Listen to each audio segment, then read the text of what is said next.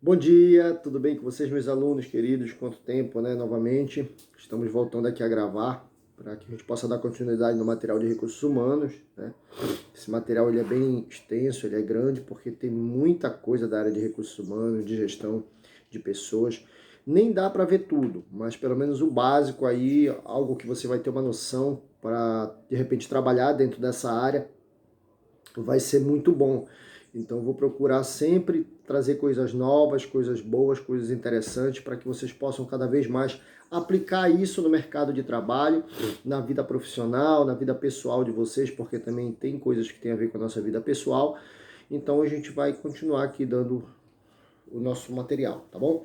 Então, vamos lá, vamos falar hoje, nós falamos de recrutamento externo e interno, correto? Hoje nós vamos falar de recrutamento misto, tá bom? O que é o recrutamento misto, gente? Só para a gente ter uma noção aqui. O recrutamento misto é aquele que você abre a porta da empresa para fazer a contratação tanto dentro da empresa quanto fora da empresa. Então a gente diz que é um recrutamento misto porque você disponibiliza essa vaga que está em aberto, que ela pode ser para dentro da empresa, né, para que possa dar oportunidade para outros colaboradores subirem de cargos, até melhorar a questão salarial, como você pode estar disponibilizando essa vaga para fora da empresa, o mundo externo, não é isso? Para aquela pessoa que quer adentrar dentro da empresa, ou seja, sangue novo dentro da nossa organização. Então olha o que diz aqui, ó. Na prática, as empresas nunca fazem apenas recrutamento externo. Ambos se completam e se completam ao fazer um recrutamento interno. Então, existe o interno e o externo, que foi que nós vimos aqui.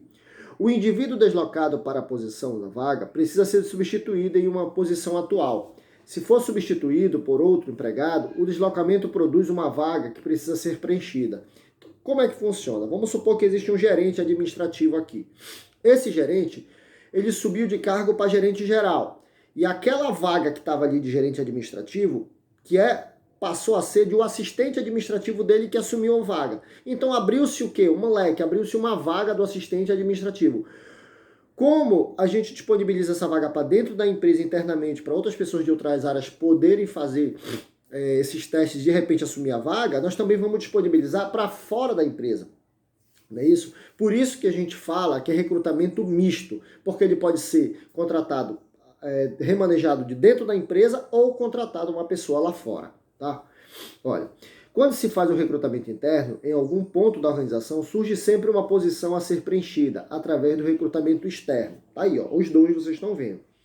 Algum desafio, alguma oportunidade ou algo horizonte devem ser oferecidos ao novo empregado, sob pena de procurar desafios e oportunidades em outras organizações que lhe parecer melhor, não é isso? Então, são as oportunidades que surgem que o colaborador, que o candidato, ele vai atrás para tentar suprir a necessidade dessa vaga.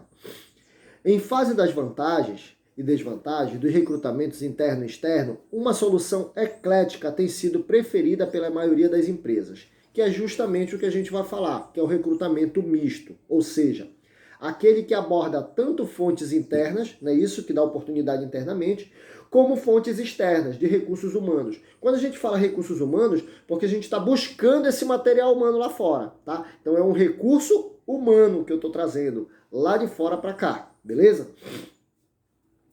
Vamos continuar aqui. Aí ele diz assim, ó, inicialmente o recrutamento externo, seguido de recrutamento interno. Caso aquele não apresente resultados desejáveis, a empresa está mais interessada na entrada de recursos humanos do que em seu curto prazo. É preciso importá-lo do ambiente externo, não é isso? Do ambiente externo. Então, se eu não tenho aquele colaborador dentro da empresa que ele está se destacando, que a oportunidade surgiu para ele e ele não mostra nenhum tipo de habilidades para assumir a vaga, eu vou ter que abrir essa contratação para o mundo externo. E aí ele deixa de ser só uma contratação interna para ser uma contratação externa. E aí ele deixa de ser uma contratação interna e externa e passa a ser uma contratação mista. É isso? Por exemplo, eu dou oportunidade para o meu colaborador na empresa, mas aí eu vou puxar a pasta dele. Ele não tem um curso, né? Ele não tem um curso. Ele não faz uma faculdade, Ele nem iniciou a fazer uma faculdade, ele está estagnado há 2 anos aí dentro da empresa que ele não consegue fazer nada, não investe no capital intelectual dele, não investe em cursos, em workshops, uma faculdade, tudo isso. Então, o que é que eu vou ter que fazer? A vaga dentro da empresa, ela surge conforme o que eles colocam na função e o cargo, né? Se o cargo está dizendo ali que eu necessito que uma pessoa assuma, vamos supor, a gerência de departamento de pessoal, ela tem que ser formada, ela tem que ter 3 anos de experiência, tem que estar graduado, tem que estar graduando, eu vou ter que abrir esse leque para o mundo externo. Não é verdade? Vou buscar uma pessoa lá fora, porque eu não estou conseguindo, de dentro da organização, colocar uma pessoa aqui dentro. Entendeu? Então é por isso que eles abrem esses leques aí. Eles dizem assim, ó, não encontrando candidatos externos à altura, lança-se mão do seu próprio pessoal. Então, assim como há dificuldade também de não encontrar internamente um colaborador, eu também posso ter essa dificuldade de não encontrar um lá fora. Porque hoje a gente sabe que as vagas elas são muito concorridas dentro das empresas, mas só fica quem realmente tem um diferencial. É uma pessoa que venha, que consiga somar com a empresa, que já tenha uma vaga experiência, que saiba manter o equilíbrio da paciência junto aos colaboradores. Não adianta você ser uma pessoa explosiva, vir brigar, ter uma cultura organizacional, seguindo a cultura organizacional da empresa de forma correta. Isso vai fazer um grande diferencial. E que seja uma pessoa de grandes habilidades, que ela tenha poder de superação, que ela tenha um grande poder de liderança, né, que ela tenha a questão da paciência, que ela seja empática, se colocar no lugar dos outros, porque não é porque ela está no topo da pirâmide que ela pode pisar em quem está embaixo. Então são série de fatores que hoje as empresas elas colocam em prática. Até a questão familiar. Ela até analisa a questão da família para se contrata ou não. Por exemplo, tem algumas empresas, vou citar aqui a Hydro como exemplo, lá eles têm uma política muito boa, eu acho a política deles muito bonita, que normalmente, se aquele colaborador já teve 15, 20 anos de casa dentro da Hydro, o que é que eles fazem? Olha, você tem um filho? Indica seu filho para estágio. Daí o filho passa a ser funcionário que já passa a assumir funções, entendeu? Então, quer dizer, se ele teve bons frutos com o pai, ele vai ter bons frutos com o filho. É uma visão que essa empresa tem. Não só ela, como outras empresas também trabalham desse ramo. Já tem empresas que não aceitam parentes dentro da organização, não é isso? Não aceitam parentes, esposo, esposa, irmão, irmã, entendeu? Não aceitam. Eles dizem que parente pode causar um certo clima pesado dentro da empresa, porque sempre um vai querer defender o outro. Eu acho que existe a questão do profissionalismo. E o profissionalismo ele tem que ser colocado em prática ali, independente que seja tua esposa, que seja teu esposo. Claro que vai doer, né? Que seja teu irmão, mas tu tem que ser verdadeiro no que tu queres chegar, né? Vamos aqui, ó. Aí ele fala aqui, lança a mão do seu próprio pessoal, né, já na contratação externa, porque a interna, porque o externo não conseguiu trazer uma pessoa, então eu vou abrir esse leque de opções para dentro da empresa.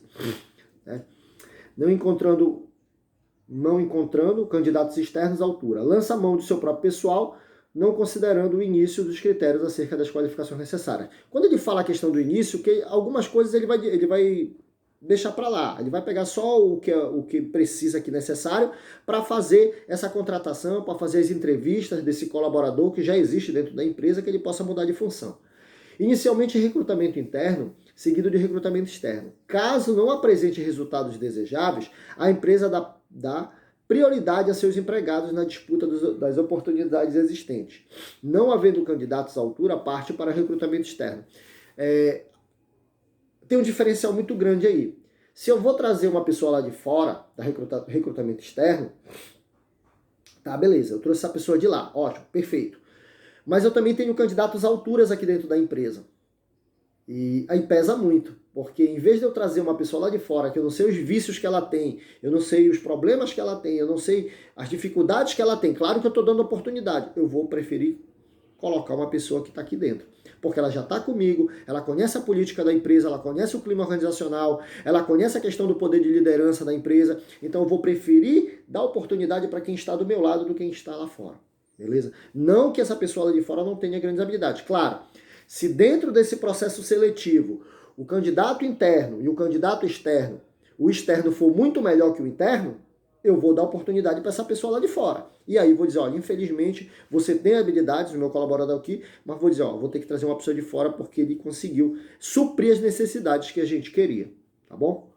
Olha, recrutamento externo é um recrutamento interno culminantemente, ou seja, igualmente, né, que ele fala. É o caso em que a empresa está mais preocupada com o preenchimento da vaga existente, seja através do input, né, que é o entra, que ele quer falar, ou através da transformação de recursos humanos. Geralmente uma boa política de pessoal dá preferência aos candidatos internos sobre externo. Em caso de igualdade de condições entre eles, com isso a empresa assegura-se de que não está desqualificando seus recursos humanos, ao mesmo tempo em que cria condições de saída, competição profissional. Quando ele fala que ele está criando uma competição profissional, gente, é porque ele está dando oportunidade para várias pessoas dentro do departamento. Se existir um gerente administrativo e ele assumiu a gerência geral, se eu tenho 3 colaboradores aqui dentro do departamento, e desses 3, 2 são qualificados para assumir a vaga de gerência administrativa, eu vou dar oportunidade para eles. Só que existe condições de uma competição. Queira ou não, você vai dizer, mas existe uma competição entre os dois? Vai existir, não tem como. É inevitável, gente, não ter essa condição de competição. Tem que haver essa competição. Mas uma competição sadia, uma competição que se respeitem. Por quê? Porque eles estão brigando pela vaga. Se eles estão brigando pela vaga para assumir a gerência, melhorar financeiramente, melhorar o poder de liderança, tudo isso. Agora a gente tem que ter em mente que quando você coloca uma pessoa no poder, dá poderes a ela que você verá quem ela é. Então tu tem que ter uma visão muito ampla e saber lidar com essa situação, se essa pessoa que está ali dentro do departamento que você está dando oportunidade para assumir, vai ser uma pessoa que poderá respeitar os seus colegas dentro do trabalho. Entendeu? Então são mais ou menos por aí essa contratação que a gente pode fazer. Então nessas contratação mista, a gente dá oportunidade tanto para a pessoa de dentro quanto para a pessoa de fora. E aí existe a análise do cargo. Né? A análise do cargo que ele vem com a tarefa, que é a atividade executada por um indivíduo que ocupa determinado cargo, por exemplo, atender os clientes, efetuar cálculos.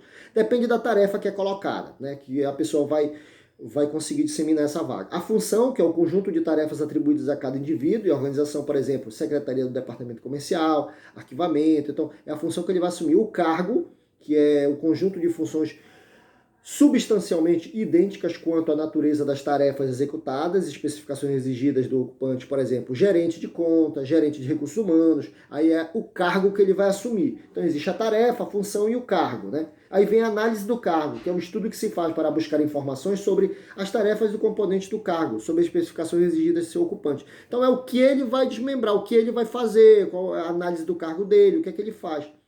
E aí vem a quinta, que é descrição do cargo. Tu vai descrever o que tu faz ali, desmembrando. Por exemplo, é o relato das tarefas descritas na forma da organização. Eu chego de manhã, eu tiro meu relatório de... Se eu trabalho no contas a pagar, eu tirei meu relatório de contas a pagar, para saber se eu vou pagar no dia de hoje ou amanhã. É a descrição do que tu faz ali, entendeu? E aí vem a outra, especificações. É o relato dos requisitos e responsabilidades impostas ao ocupante do cargo. Então, relatar ao ocupante daquele cargo. Né? Isso e o grupo ocupacional, que é o conjunto de cargos que se assemelham quanto à natureza do trabalho. Então é muito relativo referente à natureza do trabalho desse cidadão. Então se te perguntarem como é uma análise do cargo, existem série de fatores. Tarefa, né?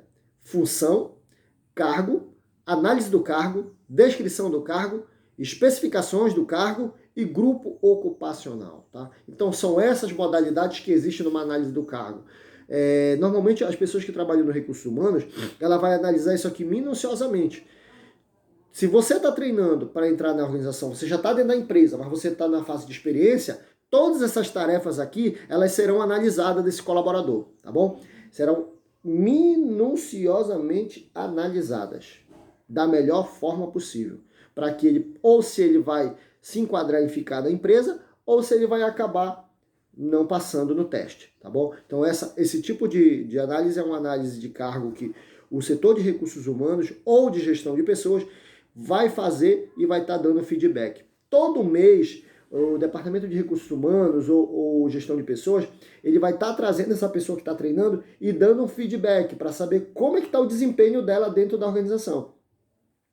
Se tiver algumas falhas, ele vai dar um toque para que essa pessoa possa ir se ajustando ao que a empresa quer, né? Porque às vezes a pessoa vem de fora e ela não aceita algumas políticas da empresa, mas a empresa já existia, a empresa tem sua política, tem suas regras, né? Tem suas normas a seguir. Então, ou você se adapta às suas normas, às suas regras, ou você acaba não passando no teste e saindo da organização, tá bom?